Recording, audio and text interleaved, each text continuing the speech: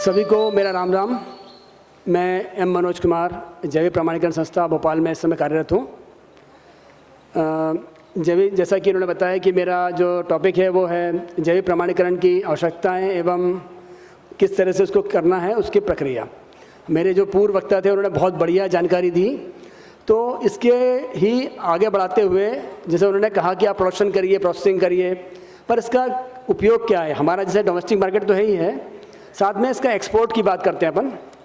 तो जैसे हमारी संस्था जो है वो एपेडा के अंदर काम करती है। एपेडा मतलब होता है कि जो हमारे देश से जितना भी माल एक्सपोर्ट होता है कृषि संबंधित, उस पर आधारित है वो। तो वो सारा जो है वो देखती है उसको। तो हमारी संस्था है ये भोपाल में स्थित है इस समय। उसका नाम है मध्य प्रदेश जैविक प्रमाणीकरण संस्था भोपाल। और ये हमारा जो एक्रेडिटेशन है ये पूरे मध्य प्रदेश के लिए है और पूरे भारत के लिए है। हमारे संस्था के द्वारा कई तरह के सर्टिफिकेशंस किए जाते हैं। जैसे उदाहरण के लिए किसान जो है, शुरुआत किसान होता है तो किसान होता है प्रोड्यूसर के रूप में। तो उत्पादन के लिए किसानों का, उसको बोलते हैं फसल उत्पादन का। दूसरा हमारे पास स्कोप जो है वो है प्रोसेसिंग का, यानी कि किसी भी किसान को या कोई भी प्रोसेसर चाहता है कि वो ऑर्गेनिक जो है उत्पाद बनाए, तैयार करे, तो उसकी प्रोसेसिंग कराना चाहता है तो हम उसका सर्टिफिकेशन करते हैं। तीसरा होता है ट्रेडिंग का, यानी कि किसी भी व्यक्ति को यदि ऑर्गेनिक चीज़ों में ट्रेडिंग करनी हो तो हम उसको जो सर्टिफाई करते हैं। और इसके अलावा जो किसान या जो भी उत्पादन करने वाला व्यक्ति है, यदि वो कोई भी चीज़ें हैं उसमें आदान का उपयोग करता है, जैसे कि आपने देखा है कि कल्चर उपयोग करते हैं लोग, बायो फर्टिलाइज़र उपयोग करते हैं या कोई भी ऑर्गेनिक दवाई उपयोग करते हैं, तो इन सब दवाइयों को हम आदान बोलते हैं। तो इन सब दवाइयों को हमारे यहाँ पर हम इनपुट अप्रूवल कहते हैं। तो कोई फैक्ट्री या कोई ऐसा एंटरप्रेन्योर जो बनाएगा इस चीज़ को, तो वो हमारे यहाँ पर अप्रूव कर सकता है। क्योंकि इसमें नियम ये है कि एपेडा ये कहती है कि जो भी किसान भाई जैविक रजिस्ट्रेशन के माध्यम से जैविक खेती कर रहे हैं, उनको अप्रूव्ड चीज़ों का ही उपयोग करना है। तो इसलिए वो बाध्य है कि अप्रूव्ड चीज़ों का उपयोग करें। तो इसीलिए जो है अप्रूव्ड चीज़ों को जो है इस समय 6 कंपनियां हैं लगभग, और उसके अलावा हम भी अप्रूव करते हैं। जो कोई नया व्यक्ति चाहता है तो हम उसको अप्रूव करते हैं। जैसे कि हमारे पास MP एग्रो का है अप्रूवल था, और भी कुछ कंपनियां इस समय हैं जो कि पाइपलाइन में हैं अप्रूवल के, तो हम कर देंगे। इसके अलावा एक होता है वाइल्ड कलेक्शन, यानी कि हमारे जिस देश में बहुत सारा जंगल है, हमारे MP में करीब 22% जंगल है। तो जंगल से बहुत सारे ऐसे उत्पाद पैदा होते हैं जो नेचुरल होते हैं, जो प्राकृतिक रूप से वहाँ पे उपलब्ध हैं। तो उनका यदि कलेक्शन करता है कोई व्यक्ति, संग्रहण करता है, तो उसको भी हम लोग सर्टिफाई करते हैं। तो इस प्रकार से हम लोगों के पास 5 तरह के स्कोप हैं इस समय। हम एक्चुअली स्कोप बोलते हैं उसको, सर्टिफिकेट जो स्कोप बोलते हैं, और वो जो है हमारे पास 5 तरह के हैं। अब हम बात करते हैं कि इसकी आवश्यकता क्यों है। देखिए, जैसे उन्होंने कहा कि आपने जैविक उत्पादन कर रहे हैं आप, ठीक है, अच्छी बात है। पर आपने जैसे मान लीजिए किसने कहा कि मेरा बच्चा जो है मैथ्स में एक्सपर्ट है, इंग्लिश अच्छा बोलता है, हिंदी अच्छा करता है, पर उसको 6ठी क्लास में एडमिशन चाहिए, तो भाई 5वीं की मार्कशीट चाहिए ना अपने को, वो कैसे आएगी? तो वो मार्कशीट जो है हम देते हैं। तो ये प्रमाणीकरण है कि जैविक खेती आप कर रहे हो, उसको प्रमाणीकृत करते हैं हम लोग। तो ये मेन उसका वो है। और हमारे पास 2 तरह के प्रमाणीकरण है किसानों के लिए। एक बड़े किसान जो करीबन 4 हेक्टेयर से अधिक के हों, उनके लिए इंडिविजुअल हैं, अकेले स्वयं कर सकते हैं, और उसमें करीबन लगभग 5,000 खर्चा आता है, और वो प्रति हेक्टेयर 100 रुपये खर्चा होता है। प्रति हेक्टेयर जितने हेक्टेयर बढ़ते आएंगे 100 रुपये से मल्टीप्लाई करते आइए उसको। और इसके अलावा यदि छोटे किसान हैं उनके लिए हमारे पास समूह पंजीकरण का भी हमारे पास प्रावधान है। उसमें 25 से लेकर के 500 किसानों तक का जो समूह बनता है, उनका जो है हम ICS बना करके पंजीकरण करते हैं, ठीक है। और मैंने बताया प्रोसेसिंग का हो गया, ट्रेडिंग का हो गया, हम करते हैं। और इसमें हमारे यहाँ जैसे किसान हैं उनको प्रति जो हमारे पास जो फीस है, देखिए हमारा जो है, आप चाहो तो लिख सकते हैं आप लोग, हमारा वेबसाइट है वो है mpsoka.org, www.mpsoka.org जो हमारा वेबसाइट है, उस पर जाकर के हमारा फॉर्म डाउनलोड कर लें आप लोग। उसको डाउनलोड करने के बाद उसमें एप्लीकेशन में जब जाएंगे आप, उसमें हमारे पास 5 तरह के आवेदन दिए हुए हैं। जैसे मैंने आपसे पहले कहा कि उसमें उत्पादन का भी है, उसमें ICS का भी है, उसमें हमारे ट्रेडिंग का भी है, प्रोसेसिंग का भी है, वाइल्ड कलेक्शन का भी है, सभी का अलग अलग है उसमें। और उसमें आप जब जाकर किसान का निकालते हैं मान लीजिए, तो उसमें आपका जो 9 पन्नों का फॉर्म है वो, तो 9वें पन्ने में आपके उसमें 9 चीज़ें दी हुई हैं जो हमें डॉक्यूमेंट लगाने हैं। उसमें पहला डॉक्यूमेंट है फ़ोटो, किसान का फ़ोटो। दूसरा उसका आधार कार्ड, तीसरा उसका पैन कार्ड, चौथा उसकी ज़मीन का B1। यदि मान लीजिए किसान के पास ज़मीन साझा ज़मीन है, मान लीजिए उसके 2 एकड़ ज़मीन किसी के पास है, पिताजी के नाम ज़मीन है, माताजी के नाम ज़मीन है, पत्नी के नाम ज़मीन है या भाई के नाम से है, तो उसमें क्या करना है कि वो एक सहमति पत्र बनाएगा 100 रुपये का, वो उसमें लगा दे कि भाई मैं फ़लाँ फ़लाँ, जैसे मान लीजिए पिताजी हैं, वो लिखेंगे कि मैं फ़लाँ फ़लाँ, पिताजी नाम ये, मेरे पास खेती योग्य ज़मीन है और उसका खसरा नंबर ये है और कुल रकबा इतना है जो कि अपने पुत्र को जैविक खेती के लिए दे रहा हूँ और मुझे कोई इसमें आपत्ति नहीं है। ये उसका कंटेंट रहेगा। और ऐसा ही माताजी कर लेंगी तो 100 रुपये में सबका काम हो जाएगा। ऐसा नहीं कह रहा हूँ कि अल्लाह चाहिए मुझे, 100 रुपये के स्टैम्प पेपर पे सभी लोग कर सकते हैं, उसमें वो करवा करके उसको जमा कर दे तो वो होता है सहमति पत्र। और हमारा जो है नेट पे ही आप जब जाएंगे तो उसमें नीचे लिखा हुआ है कॉन्ट्रैक्ट फॉर्म, तो उसमें का जो है 2 प्रतियों में चाहिए मुझे, क्योंकि वो ओरिजिनल में चाहिए, उसमें कुछ लिखना कुछ नहीं है अपने को। लास्ट पन्ने पे 4 जगह साइन करने की जगह दी हुई है, उसमें जो लेफ़्ट साइड की जगह है वो आपको ऊपर उसमें जो भी अप्लाई कर रहा है वो साइन करना है, नीचे गवाह चाहिए, और जो राइट साइड छोड़ दीजिएगा वो हमारे लिए है। ऐसे 2 प्रतियों में चाहिए, क्योंकि एक प्रति हम आपको वापस करेंगे पंजीयन के बाद, इसलिए वो होता है वो। और इतनी चीज़ें, और उसके अलावा ज़मीन जो भी लगा रहे हैं उसकी B1 चाहिए मुझे, तो B1 लगा देंगे। तो इतनी चीज़ों को आप लगा करके हमें मीन्स ऑफलाइन आप बाई पोस्ट भेज दें उसको डॉक्यूमेंट को।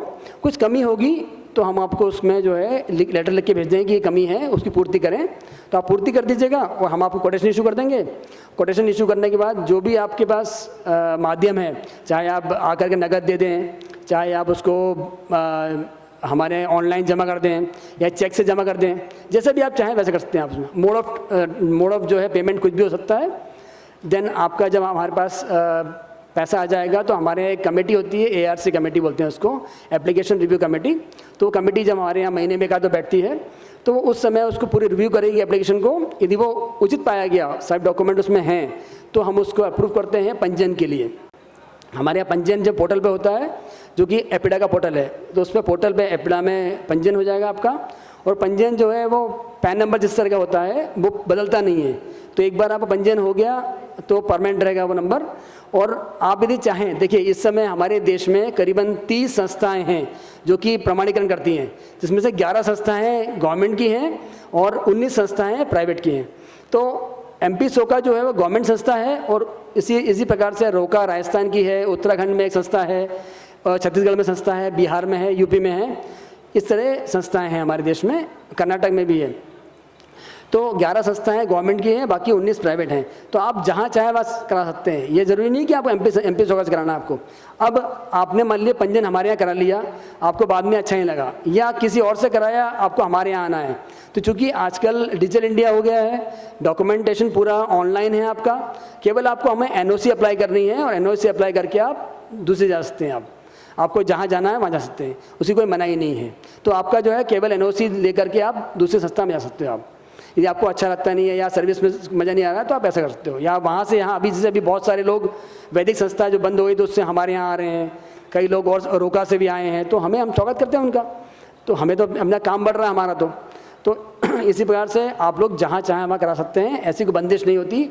और एक बात ध्यान रखिए कि हमेशा ऑर्गेनिक ज़मीन होती है, ज़मीन ऑर्गेनिक करते हैं अपन, उसमें फसल जो चाहे किसान लगा सकता है, कोई बंदिश नहीं है कि किसान क्या फसल लगाए, उसमें वो उसके ऊपर है कि वो क्या फसल लगाएगा। बस यही होता है कि उसमें आपको 1 साल का प्लान देना होता है मुझे, कि आप प्रायर कि हम अगले साल तक क्या क्या लगाएंगे, क्योंकि वो स्कोप में रहता है। और यदि आप उसको वायलेट करते हो, उसमें कुछ कमी करते हो या उसे बदलाव करते हो, तो हम जब आएंगे इंस्पेक्शन करेंगे तो उसका जो है NC देंगे आपको। NC मतलब होता है नॉन कन्फर्मिटी। अब देखिए इसमें एक चीज़ आपको बताऊँ मैं, जो MP सोका है, देखिए इस समय आपने देखा होगा बच्चे पढ़ते हैं, तो कोई बच्चे MP बोर्ड में पढ़ते हैं, कोई बच्चे ICS पढ़ते हैं, कोई बच्चे CBSE पढ़ते हैं, है ना। तो सबके अलग अलग मानक होते हैं। उसी प्रकार से जो MP सोका है अपना जो है हम फॉलो करते हैं, उसको बोलते हैं NPOP मानक, यानी कि national programme for organic production का मानक होता है, वो हम फॉलो करते हैं, जो कि यूरोपियन स्टैंडर्ड्स के बराबर है। तो हमारा जो सर्टिफिकेट है ये यूरोप में एक्सपोर्ट के लिए मान्य है अनप्रोसेस्ड, और आपके बाकी एशियन कंट्रीज़ में मान्य है ये। तो आपको एक्सपोर्ट करने में हमारा सर्टिफिकेट काम करता है, ठीक। अब इसमें जो हम इसलिए जो मैंने कहा कि जो यूरोपियन स्टैंडर्ड्स है उसको फॉलो करते हैं हम लोग, तो उसमें बीज से लेकर के आपके पूरे हार्वेस्टिंग तक बहुत सारे उसमें जितनी भी एक्टिविटी होती हैं सभी में अपने अपने मानक बने हुए हैं। तो उसमें यदि किसान उससे वायलेट करता है तो हम उसको एनसी देते हैं कि भाई आपने ये फॉलो नहीं किया है, इसको ठीक कर लीजिए। तो वो ठीक कर लेता है और इसमें जो है प्रक्रिया में लगभग 3 साल का समय लगता है, क्योंकि मैंने बताया कि ज़मीन जैविक होती है और जिस दिन रजिस्ट्रेशन होगा उसके बाद जिस दिन उसका पंजीयन होता है उससे नहीं होता, जिस दिन हम इंस्पेक्शन करते हैं उस दिन से हम उसको चालू करते हैं। इंस्पेक्शन जिस दिन से हमारा होता है उस दिन से हम लोग जो है उसको मानते हैं और वो 1 साल की वैलिडिटी होती है। स्कोप की वैलिडिटी हमेशा 1 साल की होती है और उसमें जब उसका स्कोप खत्म होने से पहले हम इंस्पेक्शन करते हैं, दोबारा से करते हैं और दोबारा उसका स्कोप निकल जाता है। तो इस तरह निरंतर प्रक्रिया है ये, और आपका जो है जब तक ये चलता रहेगा आपका ऑर्गेनिक बना रहेगा। जब भी आप बंद कर दोगे ये ख़त्म हो जाएगा और फिर दोबारा शुरू करना पड़ेगा फर्स्ट ईयर से आपको, ये इसका नियम है। तो इसमें एक चीज़ ये ध्यान रखने वाली बात है कि फर्स्ट ईयर आप मान लो शुरुआत करते हैं तो कन्वर्जन बोलते हैं उसको हम। क्या होता है कि जितने आपने पेस्टिसाइड का, मान लीजिए कोई ज़मीन है उसमें आप जैविक खेती नहीं कर रहे हैं, अजैविक खेती करते आए हैं, तो उसमें क्या होता है कि आपने बहुत सारे जो है कीटनाशक का उपयोग किया होगा, खरपतवार नाशक का उपयोग किया होगा, तो उनके सबके जो रेजिड्यूज होते हैं या जो उनके जो अवशेष हैं वो मिट्टी में होते हैं। तो वो कैसे ख़त्म होते हैं? एक तो होगा कि आपकी धूप पड़ेगी, उसमें अल्ट्रावायलेट रेज से जो है वो टूट करके ख़त्म हो जाएंगे। एक होता है जब फसल लगेगी तो फसल कुछ अवशेष कर लेंगे। तीसरा जब बारिश होती है तो उसमें मिक्स होकर नीचे बैठ जाएगा, उसको लीचिंग बोलते हैं अपन। तो इस तरह से वो ख़त्म हो जाता है। तो हम ये मानते हैं कि 2 साल के बाद लगभग वो जो लेवल है इतना होता है कि ह्यूमन टॉक्सिसिटी लेवल से कम होता है। तो हम सैम्पलिंग करते हैं उसकी हम, और वो सैंपल में रेजिड्यू नहीं पाया जाता तो हम उसको ऑर्गेनिक का सर्टिफिकेट देते हैं उसको। तो 2 साल की प्रक्रिया है। और तीसरे साल यदि वो मान लो वार्षिक फसल ले रहा है तो उस केस में 24 महीने का होता है। और यदि वो मतलब बहुवर्षीय फसल लेता है, सपोज करिए उसने बाग लगा दिया है, आम का, अमरूद का बाग है या कोई इस तरह काम कर रहा है, तो उस केस में वो 3 साल है 36 महीने का उसका कन्वर्जन रिक्वायरमेंट होगा और उसके बाद ऑर्गेनिक का सर्टिफिकेट मिलेगा उसको। ठीक सर? अब बताइए, किसी को कुछ पूछना हो तो पूछ सकते हैं मेरे से। मेरा मोबाइल नंबर लिख लीजिए आप। 1 मिनट, मैं मोबाइल नंबर दूँ पहले, है ना? लेकिन देखिए संडे सैटरडे फ़ोन मत करिएगा प्लीज़। शनिवार इतना फ़ोन मत करना, मैं उठाऊंगा नहीं फ़ोन। और बाकी आप सुबह 8 बजे से लेकर के रात को 7 बजे तक फ़ोन कर सकते हैं मुझे। 9691 345650। मनोज कुमार नाम मेरा। हाँ सर जी, रिपीट। हाँ, 9691 345650।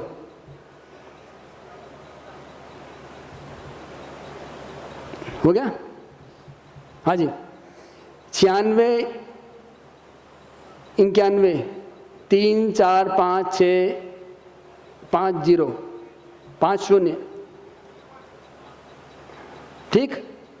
हाँ साहब, जो पूछना फटाफट पूछ लो 10 मिनट के अंदर। हाँ जी, किसी को पूछना है? हाँ जी बताइए please. Manoj, MP SOCA, MP state organic certification agency, Madhya Pradesh राज्य जैविक प्रमाणीकरण संस्था भोपाल। जी बालन सर। हाँ देखिए, बिल्कुल। अभी देखिए क्या होता है कि अभी जैसे आपने देखा अभी कोविड की बात चल रही थी, तो हमारा जो एक्सपोर्ट है, गवर्नमेंट ऑफ इंडिया का फोकस पूरा एक्सपोर्ट के ऊपर है इस समय, क्योंकि 2% से भी कम है हमारा एक्सपोर्ट इस समय। तो आज पूरी हमारी जितनी भी डिमांड है खाद्य पदार्थों की बाहर और दवाइयों की भी, वो सब ऑर्गेनिक ही हो रही है। तो जब तक ऑर्गेनिक प्रोडक्शन नहीं होगा, प्रोसेसिंग में कैसे जाएगा वो? तो जब तक एक्सपोर्ट कैसे होगा वो? तो आप हमारे जो किसान हैं इसमें, बाहर बहुत सारे स्टॉल लगे हमारे किसानों के, तो वो जो गेहूँ है करीबन लोगों ने 4000 से 4500 तक बेचा है लास्ट ईयर उन्होंने। वही गेहूँ, शरबती गेहूँ जो 1700-1800 2200 तक बेचते हैं लोग बाग, दुगने भाव बेचता है।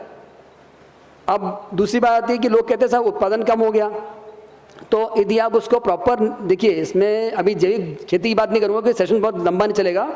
तो उसमें क्या होता है, हम ये मानते हैं गोबर खाद डाल के बो दिया हमने या कंपोस्ट डाल के बो दिया, जैविक खेती हो गई, ऐसा नहीं होता है भाई। आपने सुबह नाश्ता किया, दोपहर में खाना खाया, शाम को भी खाना खाओगे आप, उस पौधे को भी चाहिए ऐसे खाना।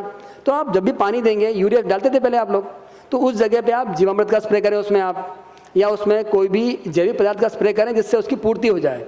ठीक है? तो उस हिसाब से उसको मैनेज करेंगे तो आपकी उपज में कोई कमी नहीं आएगी।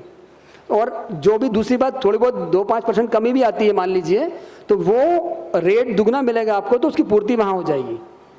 ठीक सर, ये। और तीसरी बात, आपकी ज़मीन जो है वो इम्प्रूव होगी, तो आगे चल के आपके 2-3 साल बाद अपने आप जो है वो ज़मीन आपको उपज ज़्यादा देगी। हाँ सर, प्लीज़। हाँ मैम, एक माइक दे देना। चलिए ठीक है, ओके मैम, बताइए। हाँ हाँ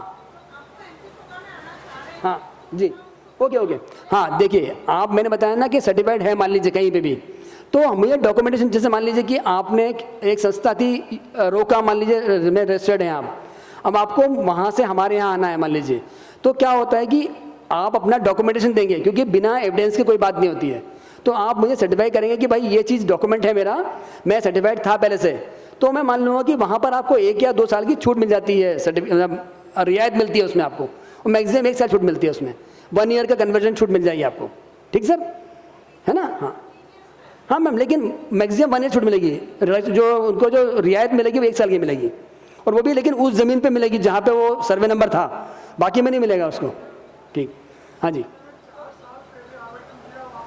सर। देखिए हमारे यहाँ, ठीक है, देखिए अब वो मैं उस समय था नहीं वहाँ पर, मेरी बात सुनिए 1 मिनट। हाँ हाँ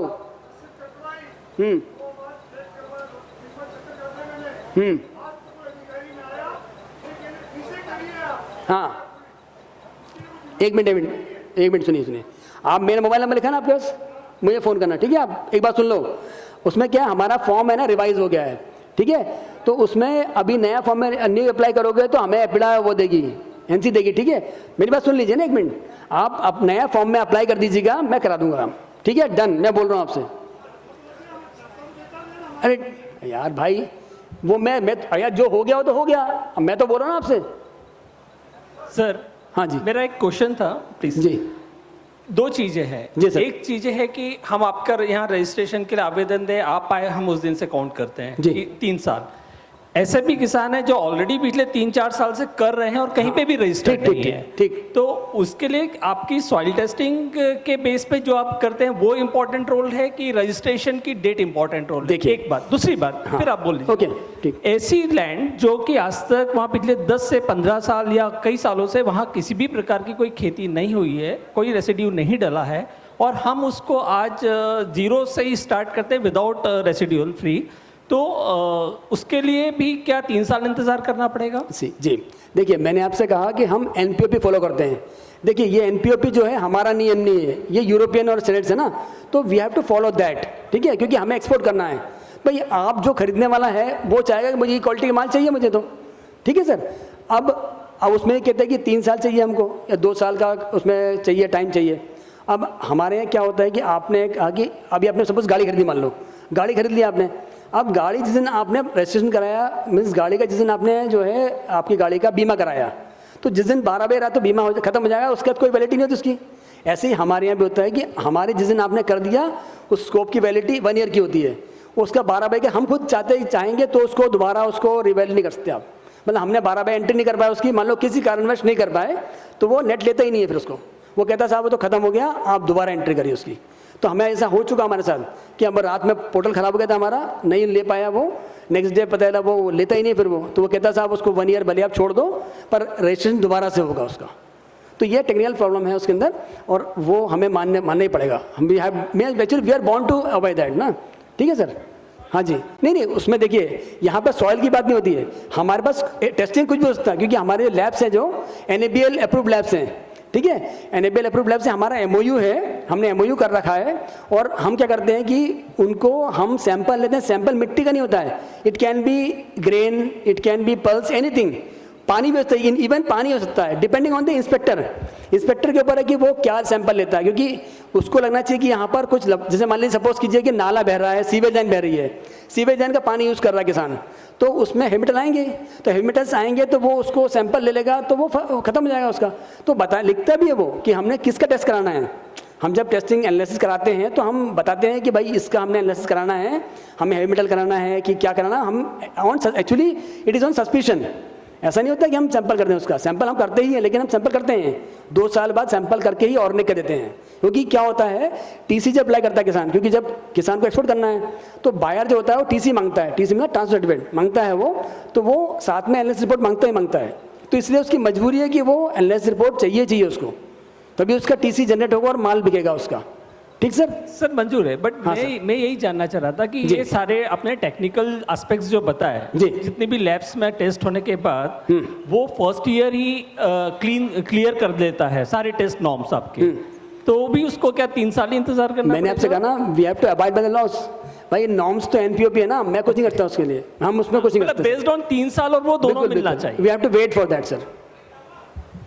ठीक है sir, thank you Jairam ji. हाँ सर प्लीज, हम जो टीसी अप्लाई करते हैं वो फर्स्ट C1 से C2 में ही होता है या C2? नहीं, टीसी कभी भी होता है, डिपेंडिंग ऑन योर बायर। भाई बायर को C1 का माल चाहिए, दे दो आप C1 का माल। ओके, और है ना जी।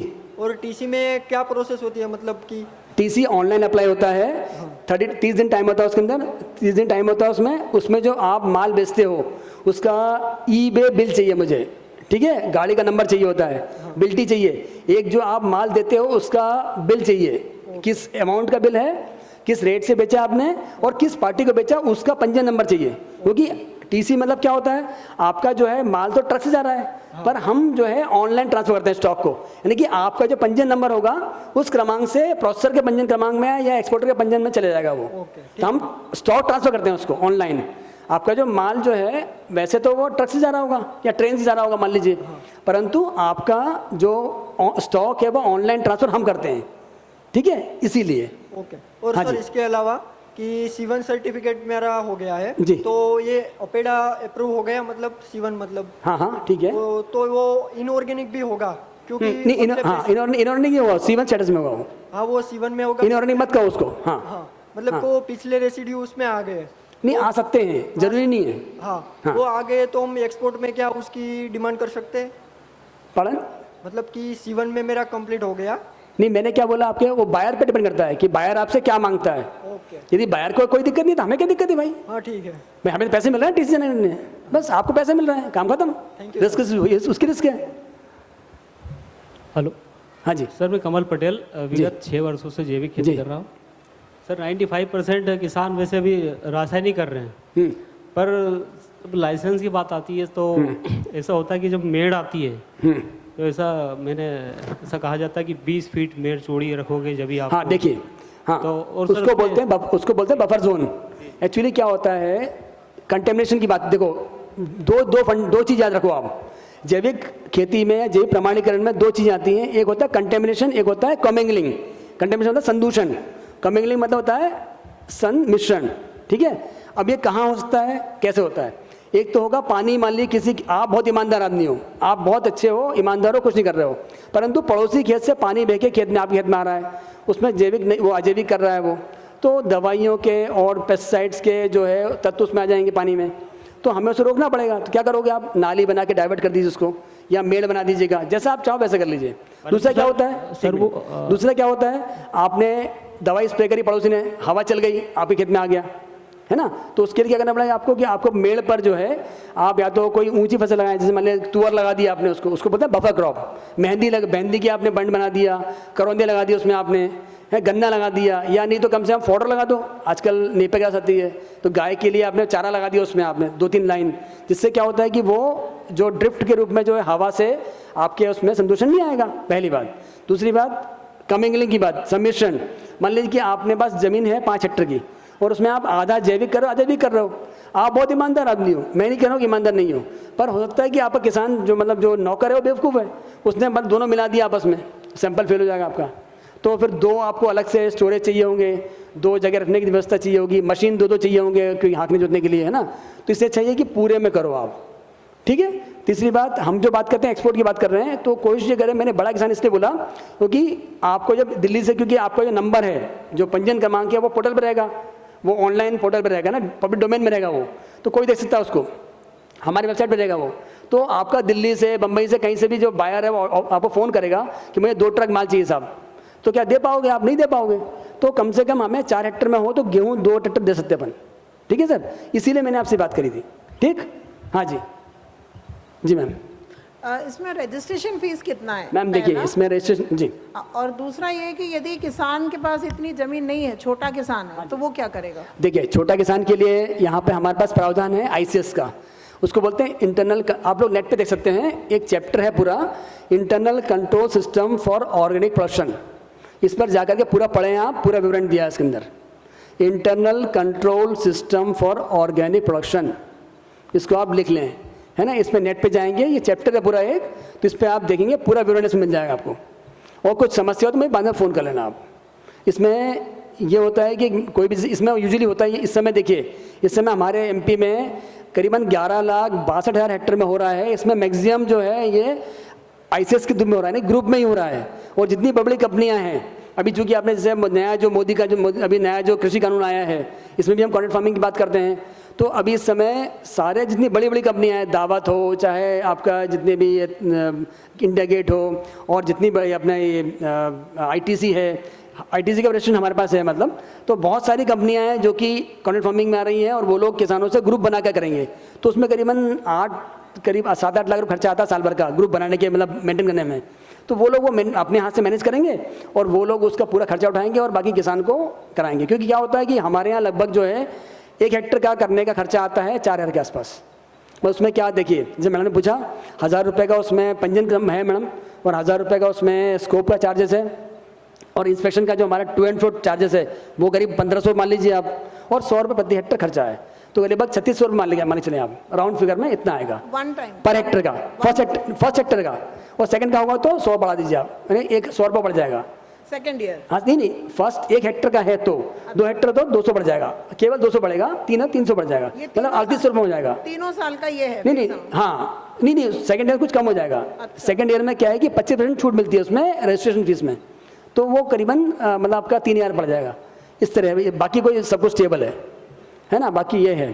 तो पर ये जो ग्रुप में क्या होता है, ग्रुप में होता है ग्रुप पैसे ले ले आपसे, ग्रुप क्या किसान से पैसे लेगा ही नहीं, कई बार ये होता है पैसे लेता नहीं है रजिस्ट्रेशन के, वो खुद करा देता है, अपने खर्चा पूरा वो करता है, तो फायदा हो गया। दूसरा उसका एश्योर्ड मार्केट होता है कि भाई मार्केट में मान लें कि गेहूँ मेरा 4,000 का बिकेगा, ये बिकेगा, है ना। तीसरी बात, वो मंडी में मत ले जाओ, वहीं कहीं बिक जाएगा उसका, और उसको एमओयू बन जाएगा तो पहले से ही तय करके प्राइस मिलेगा। चौथी बात, उसको जो है इनपुट वो खुद देगा, तो अपना खर्चा भी नहीं लगेगा कि भाई हम लागत लगा रहे हैं उसमें। किसान की समस्या आज क्या आ रही है कि भाई लागत लगाता है किसान, खरीद के लाता है, फिर वो लागत निकलती नहीं है उसमें। और जैविक खेती का उद्देश्य ये है कि किसान जो है स्वावलंबी बने, ऑन फार्म ही सब कुछ पैदा करे, वो ऑफ फार्म जो है वो इनपुट नहीं ले वो। तो हम ये चाहते हैं किसान अपना खुद का माल तैयार करे और ऑन फार्म सब कुछ बनाए वो। ठीक है, बताइए और पूछना हो तो। ठीक है जी, पूछना? हाँ बताइए सर। जैसे किसान, बहुत से किसान ऐसे हैं जो ऑर्गेनिक नहीं कर रहे पर करना चाहते हैं जी। सर्टिफिकेशन के लिए जाते हो तो 3 साल की प्रोसेस है। हाँ जी। तो इसके लिए क्या प्रावधान है? होता क्या है कि उन्होंने ऑर्गेनिक के लिए स्टार्ट कर दिया, पर अभी जब तक सर्टिफिकेशन नहीं है तब तक ना तो ऑर्गेनिक में है उनका जो क्रॉप है जी, और ना ही वो नॉन ऑर्गेनिक में, मतलब वो तो बीच में रह गया है। इससे तो अगर केमिकल नहीं देखिए, अभी कोई दिक्कत तो है नहीं करने की, आप अप्लाई कर दीजिए ना उसको। हमारे यहाँ साल भर चलता है प्रोग्राम, हमारे को टाइम बॉन्ड नहीं है ये। आप आज अप्लाई कर देंगे, अगली क्रॉप में हो जाएगा आपका। जैसे मान लीजिए अभी आप करते हैं जायद में, जायद ले लेंगे अपन, उसमें सर्टिफिकेट जो जायद आ जाएगा उसमें। अभी आपने मतलब अभी रबी चल रही है, अब मुझे अप्लाई करते हो आप, तो मान लो मैं अभी आपका पंजीयन करता हूँ आपका, तो इंस्पेक्शन होता है जायद में हो जाएगा आपका। यदि आप मूंग लगाते हैं तो मूंग उसमें आ जाएगी। तो वो राउंड ईयर चलता है प्रोग्राम, तो आपको 1 ईयर प्रोग्राम देना है आपको। अभी करते तो आप मुझे जायद से देंगे, आप जायद, खरीफ और रबी, इस तरह चलेगा वो। ठीक है, तो आप मुझे कराएंगे तो होता आप लेट करेंगे तो खरीफ का क्रॉप आ जाएगा उसमें, ऐसा है सर। ठीक, कि अगर कोई भी किसान ऑर्गेनिक के लिए सर्टिफिकेशन के लिए अप्लाई करता है तो सेम उस आफ्टर सर्टिफिकेशन वो मतलब 3 साल का उसको वेटिंग पीरियड है या 2 साल का? 2 साल तो है ही ना, 24 महीने का ना। तो उन 2 साल तक का वो मतलब जो नहीं देखिए, माल जैसे भैया ने पूछा अभी मुझे कि सीवन का माल बिकता है क्या, बिकता है ना, वो कोई मना ही नहीं है। वो तो आपका जो कहते हैं लोकल फॉर वोकल वाली बात है ना, भाई आप बोल दो कि भाई हम ऑर्गेनिक कर रहे हैं, जानते हैं, कोई दिक्कत नहीं, बिक जाता माल, वो कोई ज़रूरी नहीं है वो और आपको रेट भी अच्छे मिलते हैं, लेकिन आपको ऑर्गेनिक लोगो नहीं मिलेगा बस। मतलब आपको ऑर्गेनिक करने लोग, आप सीवन भी एज ए लोग बेचते हैं, ऑर्गेनिक बोल के बेचते हैं कि सब सीवन का है और आप जैविक कर रहे हैं, सब लोग, बहुत लोग करते हैं ऐसा, है ना। लेकिन ये थोड़ी है, वो सब आपको ऑर्गेनिक लिखोगे नहीं उसमें आप। ठीक है सर, ठीक, जल्दी सर ठीक है। हाँ मैम बताइए प्लीज़। ये इंडिविजुअल फार्मर्स का भी सर्टिफिकेशन हो रहा है होता है मैम, हम करते हैं ना, अभी हम वही चल करते रहा हैं है हैं। कुछ जो जिले हैं उनमें हमारे फार्मर्स गए थे आपके डिपार्टमेंट में, तो वहाँ ये बोला गया कि इंडिविजुअल फार्मर्स का नहीं सर्टिफिकेशन मैम, छोटे किसान हो गए ना, देखिए छोटे किसान होते हैं ना, जो मतलब 1 हेक्टेयर का, आधा हेक्टेयर किसान है, तो उसको क्या होता है कि हमारे यहाँ कराएगा 4-5 हज़ार देगा हमको, वो मतलब 0.5 हेक्टेयर में 50 किलो लहसुन पैदा करेगा, एक्सपोर्ट थोड़ी कर पाएगा उसको वो। हमारा सर्टिफिकेशन जो है वो एक्सपोर्ट के लिए है ना मैम, तो उसकी आप वो चीज़ समझें कि वो क्यों है, उसका रिलेवेंस क्या है। भाई आप 5,000 हमें दे रहे हैं, 4,000 हमें दे रहे हैं, हमें दुख होता है कि 50 किलो लहसुन पैदा करके कहता है साहब बिकता नहीं है, तो बड़ा दुख होता है हमको। तो हम सोचते हैं कि भाई तुम अपने खुद के लिए करो और लोकल बेच दो उसको। मतलब हमारा लाइसेंस जो सर्टिफिकेशन है वो एक्सपोर्ट के लिए है, तो उसको ध्यान रखते हुए हम उतना पैदा करें कि बल्क में जाए हमारा माल, ये हमारा उद्देश्य रहता है और कोई उद्देश्य नहीं है। ठीक मैम, थैंक यू सर।